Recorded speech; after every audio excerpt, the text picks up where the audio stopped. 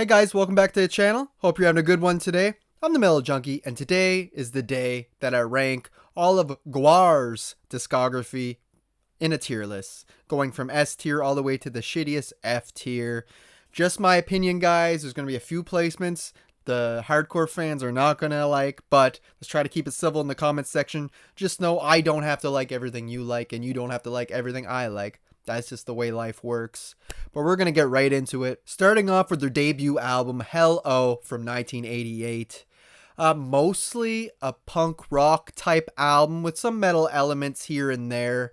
Really short run times. There's like 16 tracks, but it's under 40 minutes long. The production's pretty much crap. The songwriting, pretty amateur for the most part, but we already get that great humor from GWAR in here right from the get-go, and they're already building off of their like lower mythology for the characters of this band. Right in this debut, it has already started. You can see the roots. Looking at the track list here, I do enjoy Time for Death, Slutman City, War Toy. Those are probably my favorite, but the first half of the album's actually pretty decent. It's the second half where it starts to lose steam, and I start to get bored with it, I find. So not the greatest debut, but it's okay for what it is. In this list, though, I'm going to put it in D because they have so much better to offer. Up next, we got Scumdogs of the Universe from 1990. And let me tell you, what a huge step up, man, in every direction, like every way. From the songwriting, from the production, everything sounds so much better on here. Even the album cover is badass. It's one of my favorite album covers from the band. It's just really detailed and really cool. Love it. And this album is much more thrash focused while it still has other musical elements. Compared to the debut, this one is thrash at its core, and I really appreciate for that. It's one of my favorite genres. And yeah, what a great track list. I mean, kicking things off with the Salamanizer, Sick of You, huge hit there. King Queen, The Horror of Yig. Oh, I love the way that song sounds. It's so crazy. King Queen, Vlad the Impaler is like a big classic hit from them. My personal favorite is Death Pod, and it actually adds some lore to how GWAR came to the planet and stuff, so that's really cool. And Sexecutioner is also like a classic by the band, so definitely one of the best albums the band has put out, and it was their second album, really put them on the map. And it was super influential, you know, so this has to go in S tier. If you're a fan of this band, you must be a fan of this album. And up next, we got America Must Be Destroyed from 1992. Another great album, very consistent, packed with high energy. Dave Brockie actually brings more to the table with his vocals this time around. He's getting a little bit more diverse and trying new things, which I can appreciate. It's still thrash at its core, but we get a few other musical elements added in here. Like there's like a jazz lounge song with Have You Seen Me? Really messed up lyrics there, but I like just the change up in sound. It's just so different and experimental. We also got The Road Behind on here, which is a personal favorite of mine. Just love that track. And it's actually more of like a hair ballad type track in terms of the genre. So yeah, just another really cool album. I mean, the way it opens up with Ham on the Bone, Cracking the Egg, and Gore, it just hits you with these awesome songs. So yeah, another great album. Not quite on the same level as Scumdogs, but close. So I'll put it under A. My only little nitpick is Pussy Planet. Not a terrible song, but it reminds me way too much of Nirvana. I think Rape Me, like the riff that they use. And I'm just like, could have did without that track, but everything else is pretty awesome. Up next, we got This Toilet Earth. Now this is my hot take, I think, because a lot of the fans seem to come at me when I put out the short review of this. It's not a bad album by any means. It's not their worst, but I feel like it is a huge step down from the last two. I mean, those two were just so great. And This Toilet Earth, it was at the same time that Warner Brothers was offering them a movie deal and they wanted them to put out an album. And I just feel like they were really rushed and under pressure at the time, and you can kind of feel that.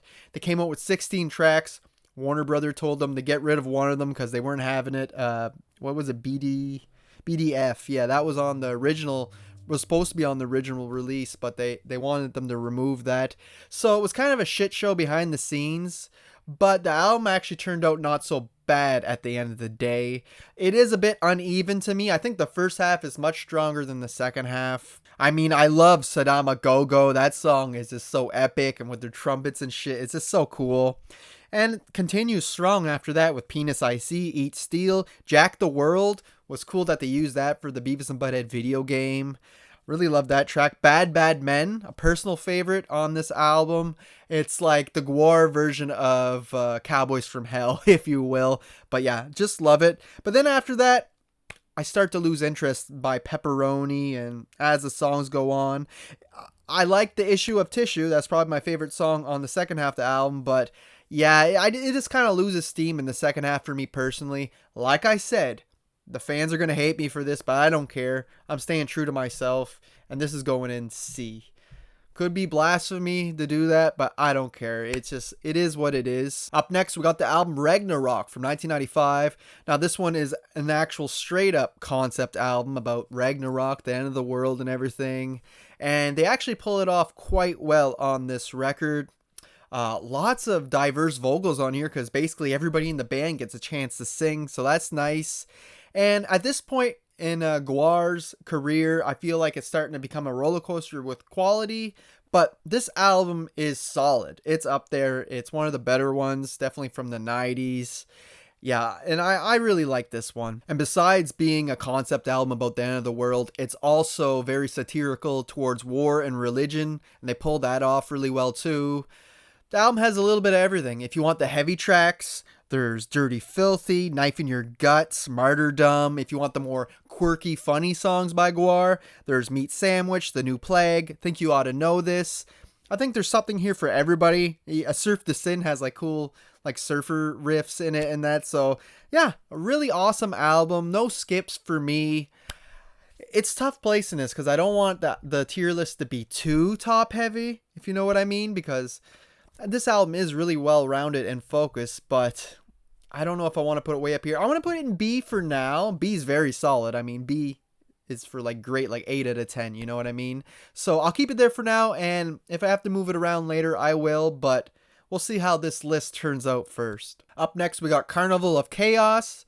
This album takes a more simplistic approach to their songwriting, but they make some pretty catchy tunes, let me tell you, on this record. For starters, Hate Love Songs is an all-timer for me. It's one of the best the band has put out. Easily the best on this record. I knew it from back on the Tony Hawk games, so that song stuck with me for a while. I mean, Penguin Attack, Billy Badass, there's some pretty damn good songs on here. Endless Apocalypse, Let's Blame the Light Man. But then there's other tracks that I tend to skip over, like Sammy, Letter from the Scallop Boat. There's just, it's too overbloated once again. It seems like the albums I'm not a big fan of from GWAR, it's because they have way too many tracks, and they could have really trimmed it down just a little bit. I mean, it's a serviceable album. It's fine lyrically. I just find that musically it can be a little lacking, and it's not as thrashy as I would want it to be, so at the end of the day, I'm going to put this one also in C tier. It's not terrible or nothing. It's just kind of a little bit above average to me. Up next, we got We Kill Everything from 1999. And let me tell you right off the bat, I am not a fan of this record. I hate it.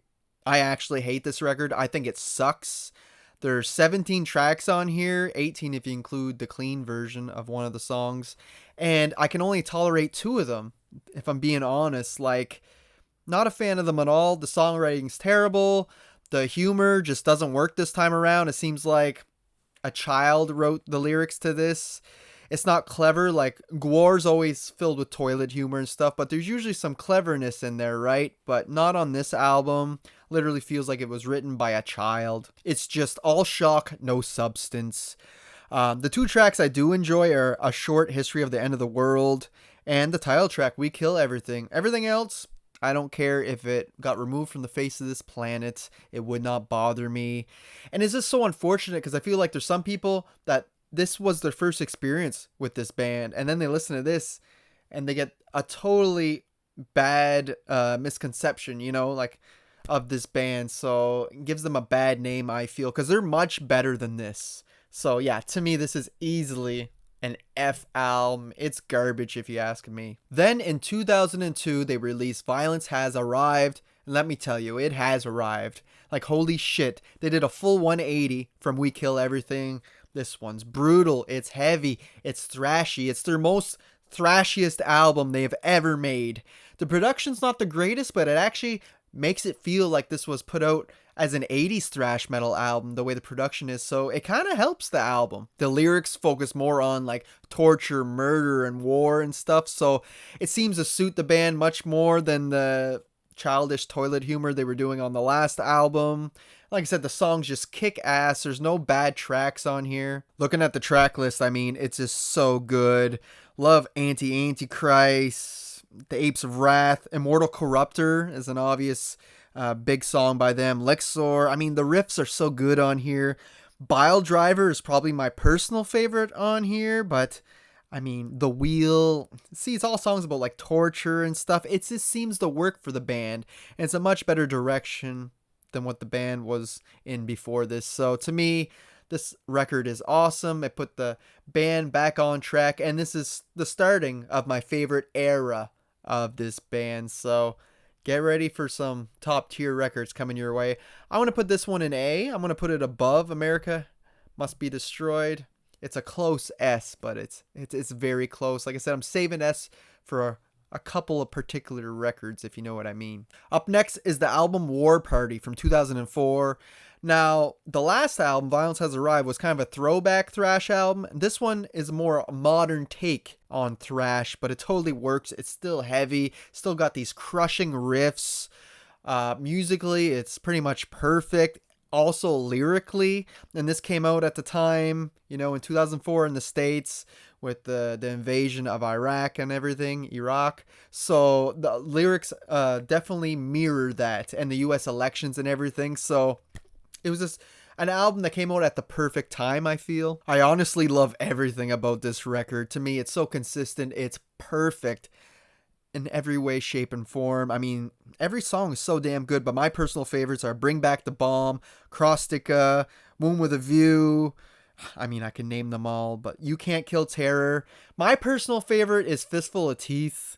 I mean, one of my favorite songs by them of all time, lyrically and musically. It hits the feels every time. It's sick, demented, but it's awesome. So, killer record. To me, like I said, it's perfect. It's even better than the Scumdogs record, in my opinion, but they're both up there as some of the band's best. Moving on to Beyond Hell from 2006. Another concept album. Pretty fun story to follow in this one with GWAR going to hell and then eventually escaping and everything. It's just fun to follow along with the lyrics and that. Amazing production. I mean, probably the best produced album they made. It's very good. It was Devin Townsend that produced it, so no wonder it's so good. I feel like a lot of these songs are fun to learn on guitar. I remember learning a few of them back in the day. War's All We Know, Murderer's Muse, I Love the Pigs. So fun to even sing along with that one. Destroyed. I mean, there's just so many good songs on here. Back and Crack.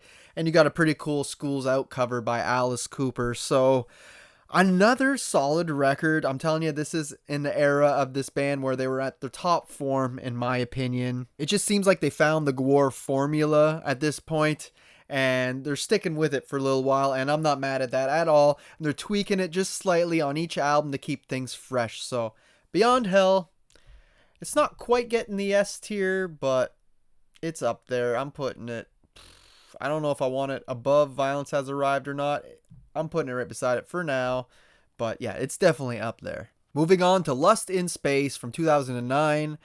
Now, I have a real personal connection with this album because this was around the time that I started digging deeper into this band. I knew a few songs in the past, especially Meat Sandwich. I pretty much grew up with that song. But I didn't know a whole lot from this band. But in 2009, I graduated, and that seemed to be the year that I dove into this rabbit hole that is this band. And obviously, with this album being new, I fell in love with it. It just seems to suit my musical tastes. It adds a lot more groove to the riffs. It's still thrashy, it's still heavy, But yeah, it just seems more groovier than before. And they were touring with bands like Lamb of God and that a lot at the time, and I feel like they kind of rubbed off on these guys. And I'm actually grateful for it because you got some awesome riffs on here. The album opens up with Lust in Space, and it's like one of the most epic songs the band has ever written. It actually gives me chills listening to it. So damn good. Probably the best album opener they ever had. And it doesn't quit right after that. You got Let Us Slay, Damnation Under God. The drums in the starting of that track is just so damn good. I mean, on a musical level, they're at the top of their game, and let me tell you, it's so good. And then you get songs like Metal Land, which brings the awesome lyrics. I mean, a planet where metal rules all, and it's just so fun to listen to. So yeah, this album's pretty important to me. I have a lot of nostalgia for it, and it's just so fun to listen to. I never get bored of it. It's going up in S tier as well. See, that's why I said the top half of this tier list is getting pretty heavy. That's why I'm trying to balance things out, but I'm trying to stay true to my opinion as well. Moving on to Bloody Pit of Horror. Now, this seems to be a pretty polarizing album amongst fans. There's some that don't seem to like it at all, and there's others that seem to love it. I'm definitely more on the love side. I don't hate it. It is a bit of a step down from before, but this was intended to be a solo record for the guitarist, Corey Smoot. So, and then the band heard it. They convinced him. Dave Rocky convinced them, let's make this an album for the band. And that's what they did. So the guitar riffs definitely stand out the most on here because obviously being a solo guitarist album, I really love the riffs. They're heavy. They're memorable. The songs themselves can be a little lacking. Kind of misses the GWAR magic and charm of the last few albums, but not very much. I mean, it's just a little bit of a downfall. To me, it's still a very solid record, but you still get songs like You're My Meat and The Litany of the Slain, which do feel like true GWAR songs. But then the other ones, not so much, especially like Zombie March and stuff like that. But yeah, I still really like this record. The only bad track is Come the Carnivore. I would remove that right away, but everything else I'll gladly listen to. Hail to Genocide has some cool riffage in there as well. And the way the album ends with Sick and Twisted is pretty cool too. And I also like how some of the songs kind of bleed into each other. Like one ends and the next one just starts like right away, as if they played this all in one session when they mixed it in studio. Maybe that was the case, maybe not, but it sounds cool. So to me, this is a solid B tier record. Under Ragnarok though, but still very solid. Next we got Battle Maximus, and unfortunately this is the last album to feature Dave Brockie on vocals. He unfortunately passed away after this, so the last album we got him. And also Corey Smoot passed away after Bloody Pit of Horror, so he's not on here either. We got Brent Purgeson on here from he's from Cannabis Corpse, actually. He replaced Corey, and he's a very good guitar player, very solid. I just really liked Corey's playing, and that's why all the albums that he was on are up very high on my tier list. So but Brent's a very solid guitar player as well. Although I miss Corey's guitar style, the album's still heavy. It still feels like the band. We got great songs like Madness at the Core of Time, They Swallowed the Sun, definitely the best track on this album in my opinion, and Triumph of the Pig Children. But really, nothing real bad on here either. It's just that out of all their great albums, this is probably the one less likely to grab for whatever reason. I just don't revisit it as often as the albums above it. So again, very solid, but this time I'm going in C tier, but at like the very top of C tier, ahead of This Toilet Earth. And that's where it's going to place. Next, we got The Blood of the Gods from 2017. Features Michael Bishop on vocals this time around after Dave Brockie's death. And it took me a very long time to even listen to this album. When it came out, I just wasn't in the mood to listen to this band anymore. I was, still sad, reeling from Dave's death. So it took me a while to really go back and listen to this album. And it didn't help. The first song I heard was like Viking Death Machine, which is one of the weaker tracks on the album in my opinion. So, and it just wasn't my style, right? It wasn't real thrashy or nothing. So it took me a while. I set the album aside for a while, then I came back a few years later and I'm like, you know what? I actually kind of dig this record. They do happen to do a good tribute for Dave Brockie for Orderus, the character, with songs like War on GWAR, Fuck This Place, Phantom Limb. All those are just great tributes. So I kind of admire them doing that for him, you know, especially this being the following record after his death. So that was kind of cool. The music is a little less heavy than before, but there's still enough of an edge to it to not feel totally different. Like, you know, it still works. And I even warmed up to Viking Death Machine a little bit, even though it's probably still my least favorite track on here. El Presidente is awesome as well. So yeah, a lot of cool songs on here. Crushed by the Cross is pretty thrashy. So to me, I'm glad I went back, gave this album a chance because it actually is very good. It's a solid record and it's going in B tier for me. And lastly, we got The New Dark Ages from 2022. And this has seen the band starting to embrace a new direction, not musically, but thematically and lyrically. This is another concept that's tied to a graphic novel, which is kind of cool that the band is finally doing their own thing. You know, the last album, they did great tributes to Odorous, so now it's time to do their own thing, which, yeah, I can really appreciate. Michael Bishop really steps it up vocally. I mean, he was all right on the last one, but this time he sounds much more comfortable as the front man, and you're just much more versatile with his vocals, and they just sound better. And the album opens up super strong with The New Dark Age, Blood Libel, Berserker Mode. Those 3 tracks hit so hard. Then after that, the rest of the songs kind of go like a roller coaster ride in quality. Some are great, some are not so great. So yeah, at the end of the day, it's an okay record. The last 3 tracks should have been removed. It doesn't even make any sense why they're on there. It's just, it should have ended at Bored to Death at number 12. Track 13, 14, and 15 is just stupid to me. But yeah, for the most part, pretty great record. The song The Cutter's pretty cool. It features Lizzie Hale. That's pretty awesome. I really do enjoy that track. But the album does lack solos. There's not enough solos on here or memorable riffs to keep me returning. So to me, it is a bit of a downgrade from The Blood of the Gods overall. So to me, it's going into C tier. Somewhere around here, I guess. So there you have it, guys. There's my tier list of every single GWAR album. Do you want to say GWAR? Do you want me to say GWAR? I know there's a lot of people that hate the way I pronounce it. But yeah, there it is. See, it's still pretty top heavy. You know, 3 in the S, 3 in the A, 3 in the B, 4 in the C, only 1 D and 1 F. So for the most part, I do enjoy pretty much all of the records but 2. 2 I don't revisit very often, and I never revisit We Kill Everything, but everything else definitely makes the rotation in my music player. So there you have it, guys. I hope you enjoyed it. Make sure you drop your tier ranking of this band down in the comment section. Tell me what bands go into what tiers, or if you just want to tell me your favorite albums and your least favorite albums, I'd love to hear it. Do you think this is a terrible tier list? Do you hate me for putting your favorite album too low?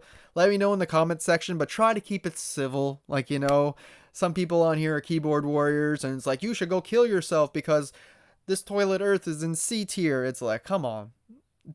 Everybody has their own opinion, and we'll leave it at that. So like and subscribe if you enjoy videos like this. I'm always putting out reviews, reactions, rankings like this. So stay tuned for more. Hope you enjoyed it. And until next time, guys, thanks for watching.